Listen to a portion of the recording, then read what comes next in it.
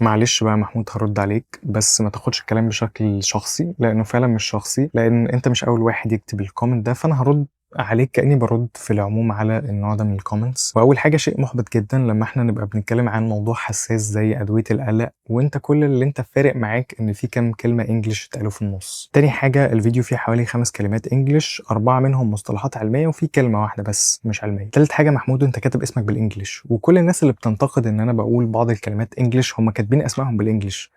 طب يا جماعه، طب ما لو هو الانجليش بيضايقكم ليه كاتبين اساميكم بالانجليش؟ رابع حاجه، اللي انت عملته ده اسمه افتراض وحكم. يعني انت بتفترض انا حسيت بايه وفكرت بايه قبل ما اتكلم بالانجليش. يعني انا اتكلمت بانجليش عشان ابين ان انا فاهم. انت عرفت ازاي؟ يعني انت من حقك ممكن تقول ان انا حسيت ان انا مستفز ان انت بتتكلم بالانجلش، وقتها ده حقك، بتعبر عن نفسك وممكن نشوف المشكله دي بعدين، لكن ما تحكمش عليا وما تفترضش انا بفكر في ايه وبحس بايه قبل ما اقول الكلام ده. خامس حاجه، ان الناس اللي بيتكلموا انجلش حوالي 3 مليار واللي بيتكلموا عربي حوالي 400 مليون.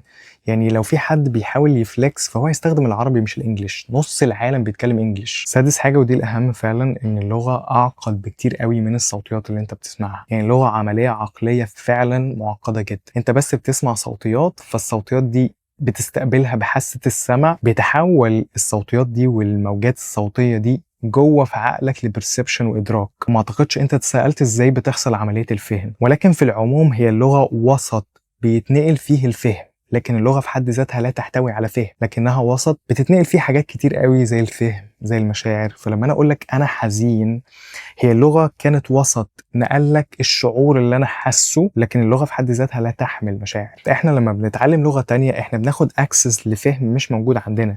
عشان كده ليه الاجانب زمان هم كانوا بيدرسوا عربي؟ عشان ياخدوا اكسس للفهم اللي احنا كنا وصلنا له قبل ما هم يوصلوا له. ولو درست سيمانتكس او علم معاني ورموز هتفهم ان في العمليه دي عقل غصب عنه بيربط الصوت المعين ده بمعنى ورمز معين. فعقلك مش فاهم هو ده انجليش ولا عربي، ولكن هو فاهم ان الصوت ده يساوي معنى معين، الصوت ده يساوي رمز معين. عشان كده لو قلت لك كلمه بيتزا هتلاقي عقلك قدر يتخيل صوره بيتزا، رغم ان كلمة بيتزا مش موجودة في اللغة بتاعتك. فالموضوع فعلا معقد جدا، وانت مش مطالب تدرس لا سيمانتكس ولا هيرمنيوتكس ولا نيورو ساينس. كل اللي انت مطالب بيه ما تهاجمش عن جهل. فيا اما تدرس الكلام ده وتكون حجة منطقية علمية واضحة، يا اما سعادتك تريح بالك وتأنتخ وما تهاجمش عن جهل.